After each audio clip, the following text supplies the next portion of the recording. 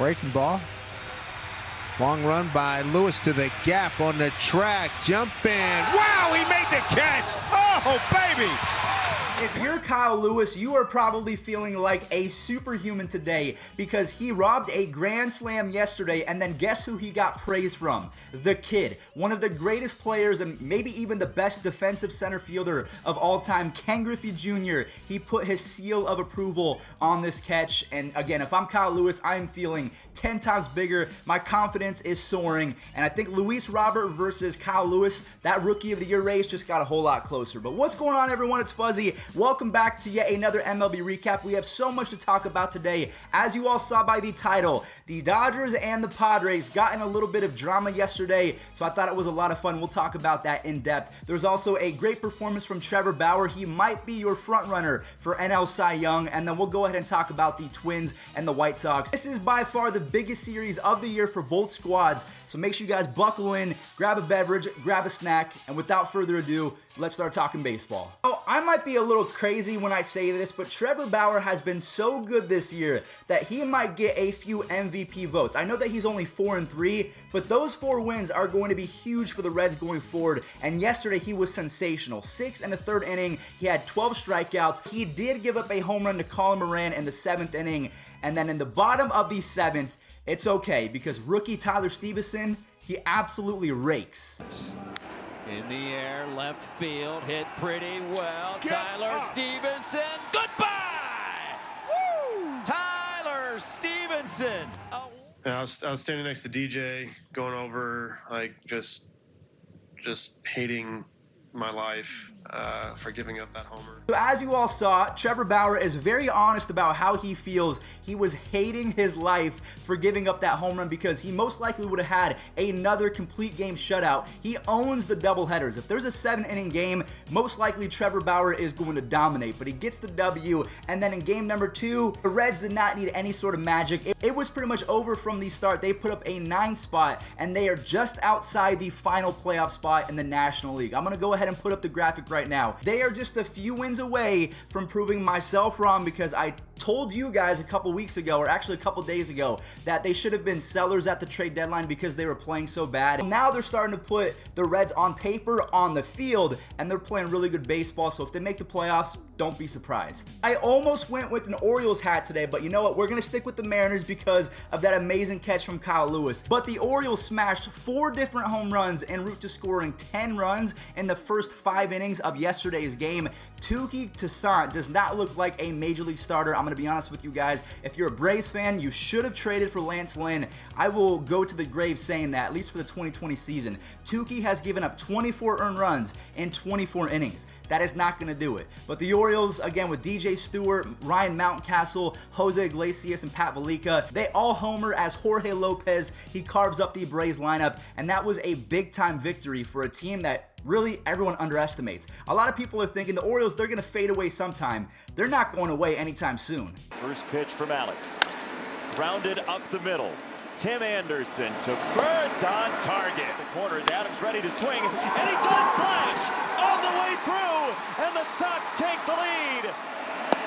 There it is. Sox win the opener with 2 in the 8th. Twins pitchers tried their best, but unfortunately, the Chicago pitching staff was able to outduel them as they get a W 3-1 and are now 2 games ahead of the second place Minnesota Twins. Tim Anderson, I have to say this right now, he is officially in the MVP conversation. I don't know who has been more valuable. Maybe you guys will have to help me out if you're a White Sox fan. Jose Abreu on one hand versus Tim Anderson on the other. They're completely different players. Tim Anderson is he's going to get 3 or 4 hits a day. He's going to steal a bag and make a few cool plays at shortstop, whereas Jose Abreu is the run producer. He is the brute force of that lineup. Who's more valuable?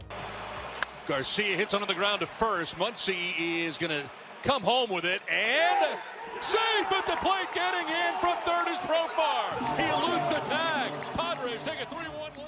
Everyone in Major League Baseball should copy the Padres. Let me repeat that. Every team in Major League Baseball should make a carbon copy of what the Padres are doing in 2020. They are the most exciting team. They're talented. They are coming for a World Series championship, and they don't care whose feelings they hurt in the process. This is baseball at its best, at least in my opinion. So we saw the Padres steal the W yesterday because of Trent Grisham and the rest of the offense. And also, Dinelson Lamet is in the Cy Young Award race as well in the National League. 7 innings, only 3 hits, 1 earned run, and 11 strikeouts as he actually outpitched Clayton Kershaw. Now, I do have to say that after the game, the manager of the Dodgers, Dave Roberts, said that what Trent Grisham did was not cool. A pitcher of Clayton Kershaw's stature should be held in high regard, and no one should be allowed to disrespect him. Let me just say this right now. Babe Ruth could come down from his throne in baseball heaven, and if Trevor Bauer struck out Babe Ruth on 3 different pitches, I would fully expect Trevor Bauer to strut on Babe Ruth. No one is off limits anymore. The unwritten rules of baseball are being torn down, rule by rule, and I'm so excited because this is going to progress the game of baseball forward. None of this, oh, we got to make sure that we're not hurting anyone's feelings. No, we need drama. We need some cinematics. The Padres, everyone do what they're doing. The Phillies lose their 3rd game in a row to, of all teams, the Miami Marlins, as Pablo Lopez, he roughs them up. 7 innings, only 1 earned run. Jazz Chisholm starts it off in the 2nd inning, and then Starling Marte's home run in the 7th.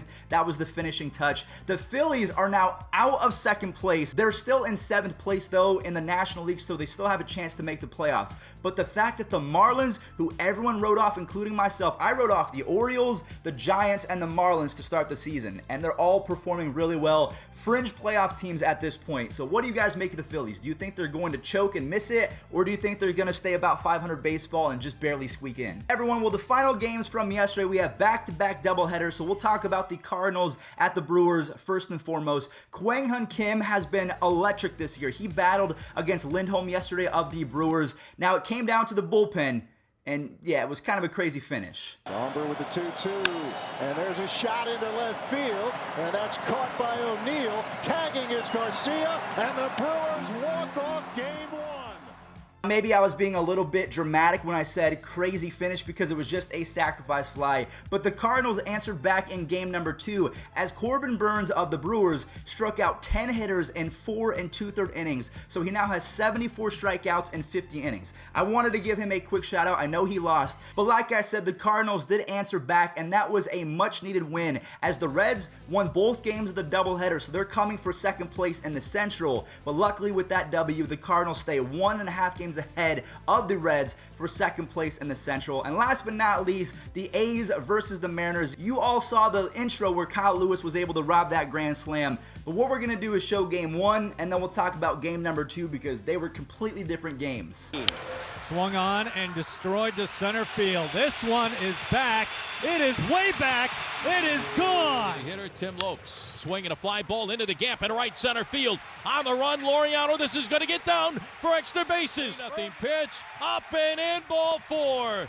Bases loaded. Both starting pitchers were roughed up in game number 1, but Kyle Lewis, he led the way with 3 RBIs as the Mariners, they showed up with some clutch hitting. They win by a score of 65. Where in game number 2, Mike Minor and the A's offense had other plans in place. Mike Minor goes the full distance because, again, it's a doubleheader, only 7 innings. He throws a complete game shutout. I'm going to put that in quotations because I don't consider it a complete game shutout. Only 2 hits, 8 strikeouts. That was a big-time trade. I'm not saying that Mike Minor is Lance Lynn, but just considering they were able to steal one of the better pitchers from the Rangers, that is going to play big in the playoffs. Hopefully he's able to keep it under control and not implode like he did in his first couple appearances for the A's, but I like their chances so far, even though they did lose Matt Chapman, so that's tough. All right, everyone, well, that is going to do it for today's MLB recap. Thank you all so much for stopping by. If you did enjoy, do not forget to leave a like as well as subscribe. We do this every single day. The season is coming to a close, so you do not want to miss anything. The standings, we'll talk about the leaders and stats and everything like that tomorrow, but that's today's video. Thank you all so much for watching. Stay safe out there and enjoy this day in MLB history. Hits it out to right field. On the move is Gonzalez. It is off the bottom of the wall. It could be a triple. Penn is on the move. He is on the move. And he's going to make it.